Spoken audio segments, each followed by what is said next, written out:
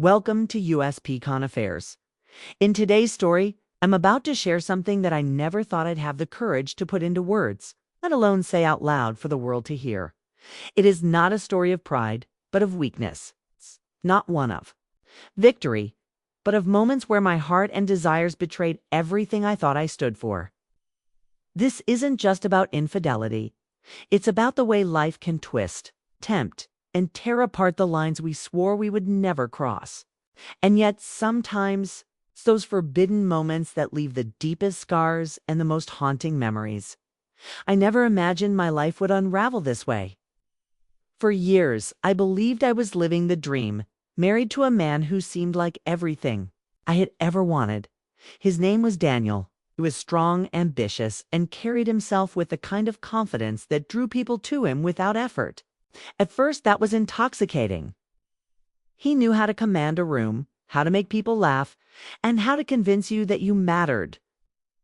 For a long time, I felt lucky chosen, even that he had picked me to be his wife.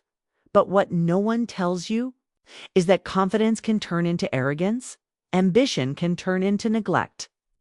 And the man who once looked at you like you were the center of his world can slowly begin to see you as part of the furniture of his life. I became his wife, yes, but not his partner. I became the person who picked up the dry cleaning, who planned the dinners, who made excuses when he stayed late at the office again. And somewhere along the way, while I was waiting for him to notice me, while I was begging for scraps of the attention he once gave so freely, something inside me broke. That's when Ethan entered the picture. Ethan was Daniel's best friend. The kind of man you never expect to find yourself thinking about, because you tell yourself it's wrong before the thought can even settle. He was everything Daniel wasn't, any more attentive, thoughtful, the kind of man who listened when you spoke, really listened, like your words had weight and meaning. He had a softness to him that Daniel never did, a patience that made you feel safe and seen. The first time I noticed the shift was so subtle, it almost escaped me. We were sitting together at a dinner party, one of those evenings where Daniel had disappeared into the crowd, leaving me stranded with a glass of wine and a fake smile. Ethan sat next to me, asking about my day, my work, my interests.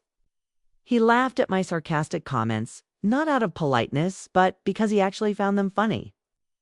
For the first time in what felt like years, I felt like I wasn't invisible.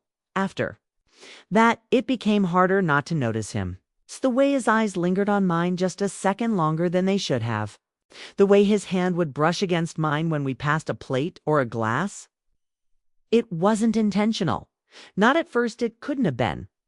But those little sparks, those almost accidental moments, they lit something inside me that I couldn't put out. And then came the night that changed everything. It was raining, the kind of storm that feels like the world itself is restless. Daniel had been called away on business at the last minute, something that was becoming all too common. Ethan offered to drive me home from the gathering weed. Both attended. I should have said no. I should have called a cab, thanked him politely, and kept my distance. But instead, I accepted. The car ride was quiet, filled with the soft sound of rain hitting the windshield and the low hum of music from the radio.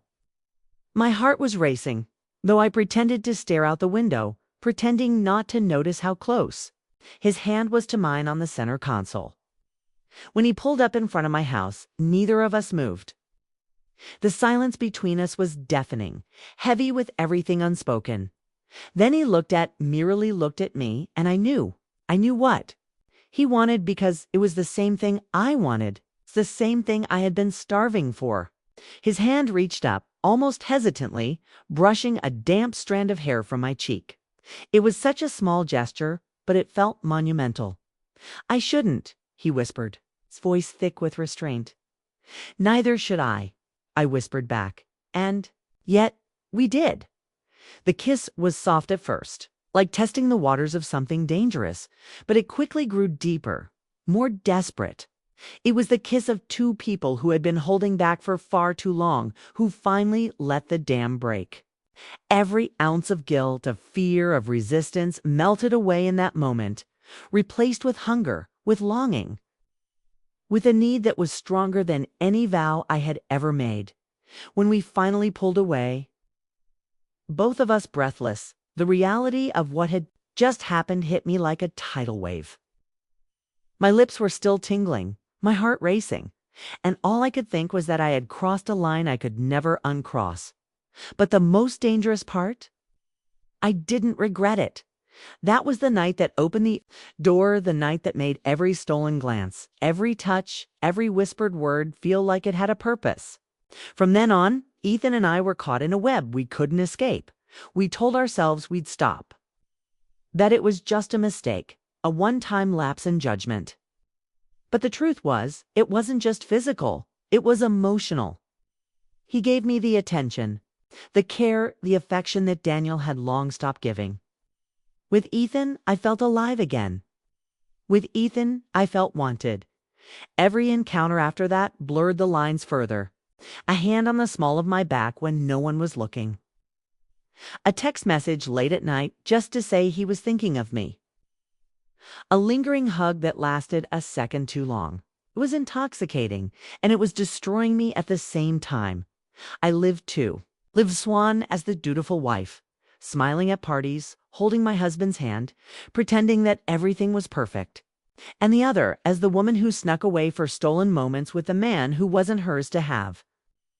The guilt ate away at me, but so did the longing.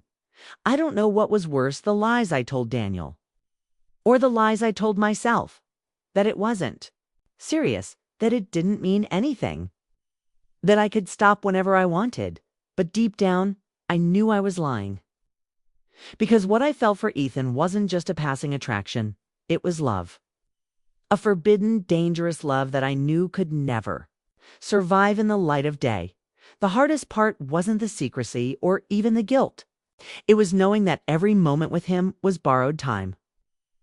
That one day it would end, not because we wanted it to, but because it had to. And when it did, it would break me in ways I couldn't even imagine. That day came sooner than I thought. One evening, after months of stolen moments, Ethan looked at me with tears in his eyes. He said he couldn't do it anymore, that he loved me, but he couldn't keep betraying his best friend. That we were playing with fire, and sooner or later, we'd both get burned.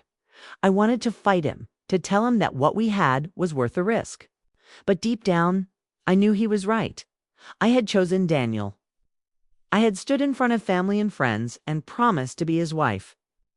And no matter how much my heart longed for Ethan, I couldn't rewrite the vows I had already broken. We ended it.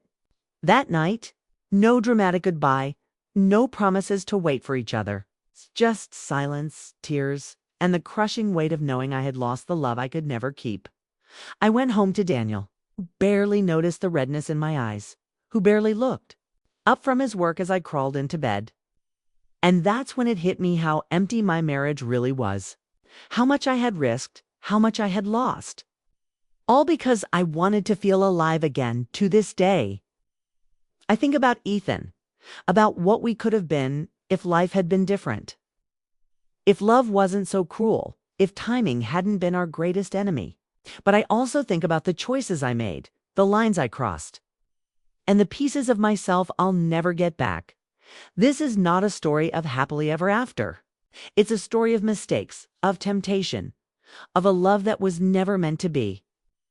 And yet, even now, in the quiet moments when I'm alone with my thoughts, I can still feel the ghost of his touch, the memory of his kiss, the echo of the love I could never keep, because some loves aren't meant to last forever.